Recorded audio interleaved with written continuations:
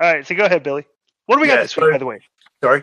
What do we got this week? Wrestling news. Oh, yeah. So we'll focus on like the main two topics. So we that's a good segue on from Dave being right or wrong, because he's really stuck his neck out this week. He's put his neck on the line. He's categorically saying that AEW won't be getting Sasha Banks, or people in WWE firmly believe that Sasha Banks is coming back to them, and that she's just needing to get this New Japan thing out. I think that also. Do you? Yeah. Obviously, you don't. Why?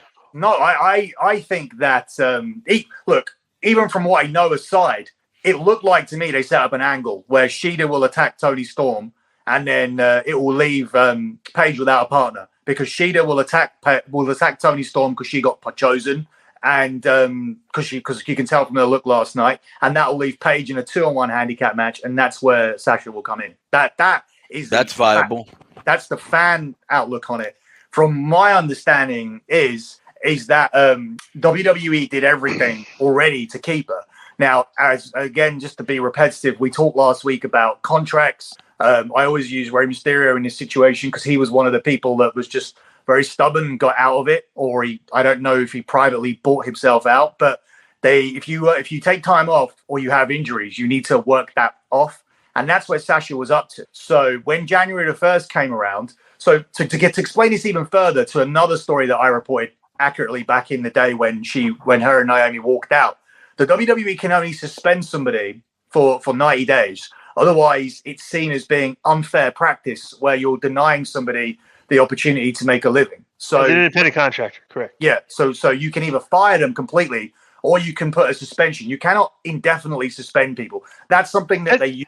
And interesting too, because that kind of because we always had the 90-day no compete. You know, so I guess that 90-day thing is kind of like a recurring thing in this contractual situation. Go ahead.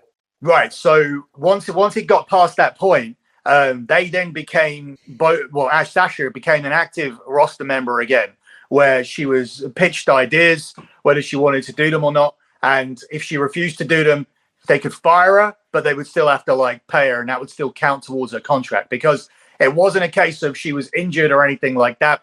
It was a case of she's not coming to work, so we have to fire her. They didn't, because that's what she wanted to do. So as I reported before, it was always going to run until the end of the year. The issue was if she could buy herself out with what she was owed alone in royalties. If you remember me saying that whatever's left on her contract, if she conceded her royalties for action figures and for merchandise, etc., video games, whatnot, if she conceded those royalties, would that concession be enough for her to get out of her contract immediately? And it wasn't. So that's why we've got to the end of the year with this, and why the release came. In between that, she was pitched loads of ideas to return at Boston for the Survivor Series, and she wasn't interested in any of them. So all of that leads me to believe that there isn't anybody in the WWE that thinks she's coming back. So why would she not show up at AEW? The booking seems to fit from what we saw on TV. I think it would have been dumb for them to ruin a surprise last week. Instead, they set up an angle. It's underwhelming for Toni Storm to be the partner. And this company cannot afford to be underwhelming at this point in time. You shouldn't have promoted a mystery partner knowing that Sasha Banks was available on the market, and there really isn't anybody else to bring in. There's nobody in women's wrestling who you can bring in.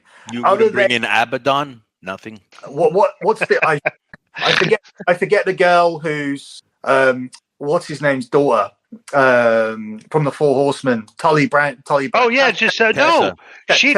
And then that's funny.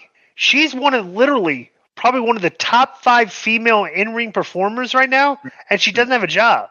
Yeah, she's the only one I can think of. If it's not, it was her or Sasha for me the whole time. And obviously, this is a very woke company, and she's still dealing with cancer culture issues. So, yeah, I think for me, I expect Sasha. Well, look, you make a very good argument, Billy. I mean, that it could be, but I just think that unless she really went so off, because I've left companies so off that I'm thinking I'll never go back, and I always did, and companies have told me they'd never take me back. But you only have so much heat as long as they need you. You know what I'm saying? And so, companies have always called me back. So I don't know if she's so mad at the way they treated her that she's like, them. I'm not coming back. But from what I understand, it was Vince, and Vince isn't there. It's Hunter.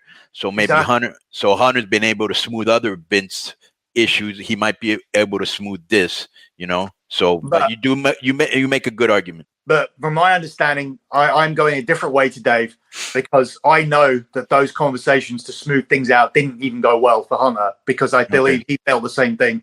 And if Sasha Banks was coming back, we would have seen her at Survivor in Boston. Series. So yeah, for sure, right. I think for me that was the ending. We got to January the 1st. The contract was worked without being worked, without her actually working and resurfacing on TV, because all it would have done for them is risen her stock. Here's my problem with AEW. No shade again, because people are gonna cry that he's talking bad about us. I'm just afraid, and all you got to do is look at their past history. That Sasha's gonna be there, be a big deal for a couple weeks, and then they won't know what to do with her, just like they didn't know what to do with 80% of the stars they brought in.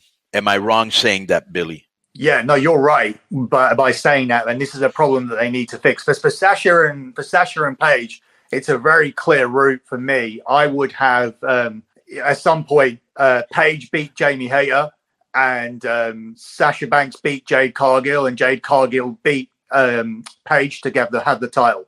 It's very simple. You need to get the main belt onto Jade Cargill, because she's the number one woman. Even if Sasha Banks comes there, Jade Cargill's still the number one woman. She's a homemade star. She's a channel stopper. She's got the look that basically makes you pay attention. She's believable as being unbeatable. So you need to flip those belts over. This is a perfect opportunity to do it. Have Sasha Banks beat Jade Cargill. She's another one they've dropped the ball on. She doesn't seem special. Yeah. I think it's fascinating that the two biggest female stars have never even sniffed each other at an angle, like Britt Baker and Jade Cargill. Like, why are they like you got your two biggest stars? Like, supposedly you're forcing one down everybody's throats. The other one just looks like a star, and they're not even even remotely even in the same hemisphere of like in a potential angle with each other. You wonder why are they shoving her down people's throats though? Who Britt Baker? Yeah. Yeah, I'd like to know why. Is it is it a controversial take? I think so. I mean, she's on TV. She's on TV way too much, bro. That's the problem. She's overexposed. She's not that talented to be on, and this is no shaded. She just isn't. Right. To be on that. To have a promo every single week, like 52 weeks a year. Right. It's like then even when she's not doing a promo, when Jamie's wrestling, she's at ringside. When Jamie's supposed to talk and get herself over, she's talking for her, like yesterday. It's like, bro, the whole women's division is Britt, and Britt. It's like, give other girls a chance, huh? I think that's the storyline. I think she'll turn on Britt. I think they'll get fed up with each other. I think that's big deal. But that's obvious, though. The angle's obvious. I think she's doing all the talk. Didn't they do that already and then put them back together? She should go away for a while, because people can't miss you if you don't go away. Just go away a little while. That's really you don't need to be on TV every week. It's like I got wrestlers in AAA that they're like, bro, I wasn't on TV this week. And I'm like, bro, you've been on TV for 10 years straight every week. 1 week is not going to do anything. 2 weeks is not going to do anything. I was off TV for 7 years, and I came back, and I was still over. People don't forget. It's a level of paranoia of people at the top. Like Goldberg thought when he lost his first match, he thought he was done. Like, I'll never forget that. He was like, when Goldberg lost to Nash, he thought his character was like finished. I was like, how? Like, what? It's like you've never. It's like, bro. It's like people have these weird mindsets about this scripted show that if they lose a match or if they're not on TV for their stock is just like plummeted. I don't know. I've never understood that.